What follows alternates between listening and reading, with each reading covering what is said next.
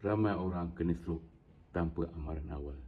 Sebenarnya, badan dah bagi petanda-petanda awal. Jadi jangan abaikan. Ini mungkin petanda bahawa anda akan kena serangan stroke.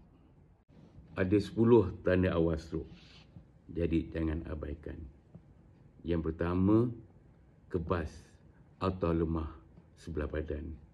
Tiba-tiba tangan dan kaki rasa lemah dan kebas. Ini tandanya saluran darah ke otak sudah mula tersumbat. Yang kedua, muka sengit.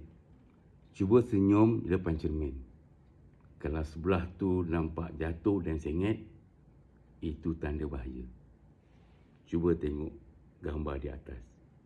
Yang ketiga, percakapan tak jelas. Jika ada orang perasan yang anda cakap pelat atau sebut perkataan tidak betul, itu mungkin tanda awal anda sudah kena stroke. Yang keempat, pening dan hilang keseimbangan. Jika anda mudah jatuh atau terasa dunia ini berpusing-pusing, ada kemungkinan bekalan oksigen ke otak tidak mencukupi. Yang kelima, pandangan kabur atau terjas. Tiba-tiba pandangan kabur atau nampak berganda atau sebelah mata tak nampak. Itu tandanya stroke akan menyerang pada bila-bila masa. Yang keenam, sakit kepala melampau secara tiba-tiba. Kalau rasa sakit kepala paling teruk dalam kehidupan tanpa sebab menjelas, jangan tunggu lama-lama.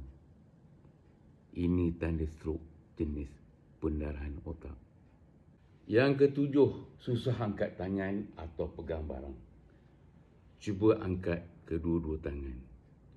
Jika salah satu rasa lemah atau terjatuh, segeralah dapatkan rawatan. Yang ke-8, rasa susah menilai makanan atau minuman. Rasa susah nak telan, tersedak atau rasa tercekik. Ini mungkin petanda awal anda akan kena stroke. Yang ke-9, keliru atau tiba-tiba hilang ingatan. Tiba-tiba lupa nama sendiri. Tak tahu di mana anda berada sekarang. Itu tandanya stroke akan menyerang pada bila-bila masa. Yang ke-10, keletihan dan rasa mengantuk yang melampau. Rasa badan sangat letih. Mengantuk yang luar biasa. Jangan abaikan.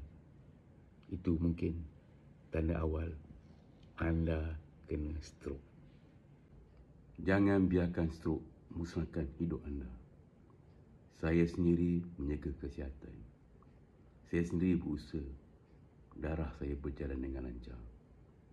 Sebab itu saya amalkan minum Bifi. Nak tahu macam mana Bifi boleh mencegah stroke? Sila komen info. Terima kasih.